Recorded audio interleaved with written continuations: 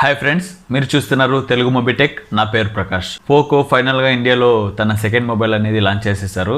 కానీ ఈ mobile Poco F1 successor అయితే కాదు.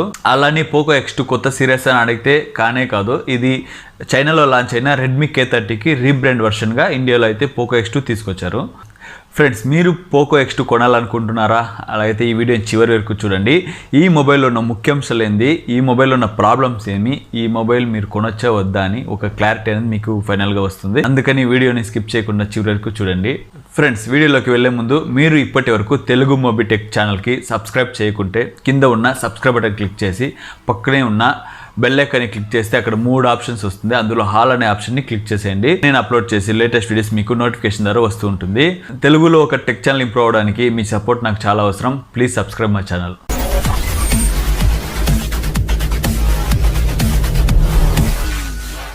ఫ్రెండ్స్, పోకో ఇప్పుడు ఒక ఇండిపెండెంట్ బ్రాండ్గా మారిన తర్వాత రిలీజ్ చేసిన first mobile Poco X2. Friends, ఈ మొబైల్లో ఉన్న ముఖ్యాంశాలు చూస్తే మీకు ఫ్రంట్ అండ్ బ్యాక్లో వచ్చి గొరిల్లా గ్లాస్ 5 ప్రొటెక్షన్ అయితే యూజ్ చేశారు. ఇంకా డిస్ప్లేలో చూస్తే మీకు 6.67 ఇంచ్ స్క్రీన్ సైజ్లో ఫుల్ HD ప్లస్ డిస్ప్లే అయితే మనకి ఇచ్చారు.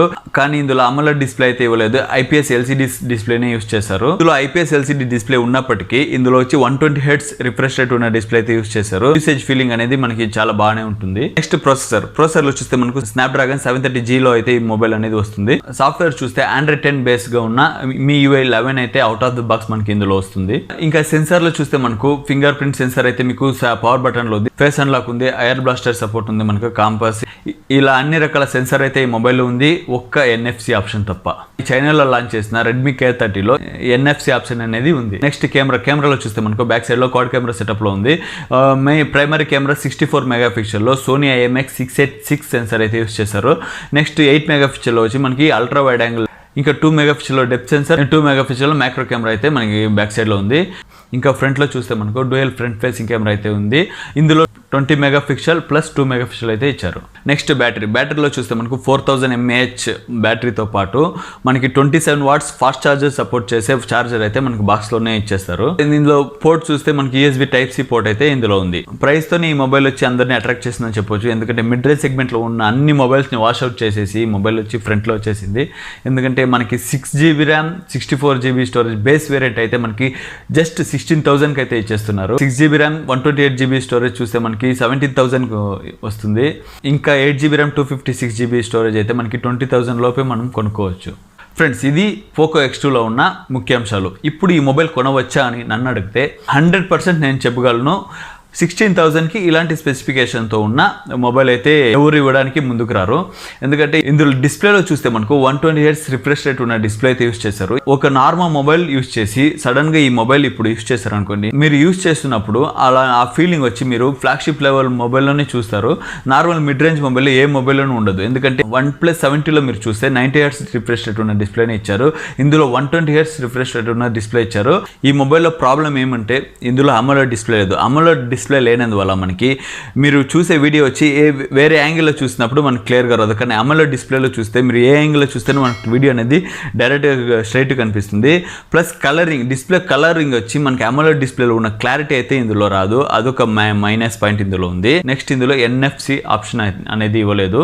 NFC ఆప్షన్ అనేది ఇప్పుడున్న టెక్నాలజీలో చాలానే అవసరం. ఎందుకంటే ఇప్పుడు మొత్తం అన్ని డిజిటల్ ట్రాన్సాక్షన్ అయిపోయింది. ఇప్పుడు ATM కార్డు తీసుకెళ్లి ట్రాన్సాక్షన్ చేసేదానికన్నా NFC ఆప్షన్ ఉంటే డైరెక్ట్గా అలాగే యూజ్ చేసుకోవచ్చు. ప్లస్ ఈ మొబైల్ చూస్తే మనకి వైర్లెస్ ఛార్జింగ్ సపోర్ట్ అవ్వదు. అదొక థర్డ్ ప్రాబ్లం ఇందులో ఉంది. నెక్స్ట్ చూస్తే ఇందులో వాటర్ ప్రూఫ్ కానీ వాటర్ రెసిస్టెంట్ కానీ ఎలాంటి IP రేటింగ్స్ అయితే మనకి ఇవ్వలేదు.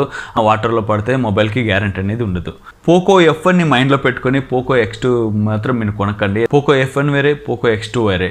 మీరు పోకో F2 కొన్నప్పుడు పోకో F1 మైండ్లో పెట్టుకుని తీసుకుంటే అలా ఆ లెవెల్కి మీరు ఎక్స్పెక్ట్ చేసే ఆప్షన్స్ అయితే అందులో ఉంటుంది. కానీ పోకో X2 వచ్చి మీకు పోకో F1 పర్ఫార్మెన్స్ అయితే ఇవ్వదని నేను చెప్తాను. ఇందులో 64 మెగాపిక్సెల్ అయితే ఇచ్చారు. మిడ్ రేంజ్ సెగ్మెంట్లో 64 మెగాపిక్సెల్ అనేది మీరు అలా మైండ్లో పెట్టుకుని అలాంటి క్వాలిటీ ఉన్న ఫొటోస్ అయితే వస్తుందని మీరు ఎదురు చూస్తే చాలానే డిసప్పాయింట్ అవుతారు. మిడ్ రేంజ్ సెగ్మెంట్లో 48 మెగాపిక్సెల్ 64 మెగాపిక్సెల్ అనేది సింపుల్గా ఇచ్చేస్తారు. కానీ అలాంటి క్లారిటీ అయితే మనకి అవుట్పుట్ రాదు. ఒక నార్మల్ కెమెరా పర్ఫార్మెన్స్ అయితే ఇది ఇస్తుంది. రెడ్మీలో నాకు నచ్చినది ఫొటోస్ ఎల్లో షాడ్ లాగా వస్తుంది. అది అయితే నాకు అస్సలు నచ్చదు. ఇందులో మేబీ ఏమైనా ఇంప్రూవ్ చేశారా అని చూడాలి. నెక్స్ట్ ఇందులో ఉన్న మీ MIUI 11. ఇందులో పోకో లాంచర్ అయితే యూస్ చేస్తారు, కానీ MIUI 11 బేస్ చేసి ఈ సాఫ్ట్వేర్ అనేది తీసుకొచ్చారు. హ్యాడ్స్ ప్రాబ్లం తగ్గిందా ఎక్కువైందా అది తెలియదు, కానీ హ్యాడ్స్ ప్రాబ్లం అయితే మీకు కంపల్సరీ ఉంటుంది. అది ఒక మైండ్లో పెట్టుకోండి. MIUI 11లో ఉన్న ప్రాబ్లమే అది. అందుకే ఎక్కువ మంది MIUI 11ని ప్రిపేర్ చేయరు. నేను కోరుకునేది ఏమంటే పోకోలో రీబ్రాండ్ కాకుండా పోకో F2 ఓన్ బ్రాండ్గా తీసుకురావాలి అని కోరుకుంటున్నా. ఇంకో 2-3 మంత్స్లో అయితే పోకో F2 తీసుకొచ్చేస్తారు, కానీ ప్రైస్ అనేది సేమ్ ప్రైస్లో అయితే ఉండదు, ఒక 25,000 పైనే ఉంటుంది. పర్ఫార్మెన్స్లో మీకు స్నాప్డ్రాగన్ 730G అయితే మంచి పర్ఫార్మెన్స్ ఇస్తుంది. ఇలాంటి చిన్న చిన్న ప్రాబ్లమ్స్ మీరు కాంప్రమైజ్ అయితే డెఫినెట్లీ పోకో X2 వచ్చి ఒక బెస్ట్ మొబైల్. 16,000కి ఇలాంటి స్పెసిఫికేషన్తో ఎవరు మీరు ట్రై చేయండి. ఫ్రెండ్స్, వీడియో నచ్చినట్లయితే లైక్ చేయండి, షేర్ చేయండి. మరిన్ని ఇలాంటి లేటెస్ట్ అప్డేట్స్ కోసం ఛానల్కి సబ్స్క్రైబ్ చేసుకోండి. వీడియోలో అయితే ఒక మంచి వీడియోలో మళ్ళీ కలుద్దాం. అప్పటి వరకు సెలవు తీసుకుంటున్నా మీ ప్రకాష్.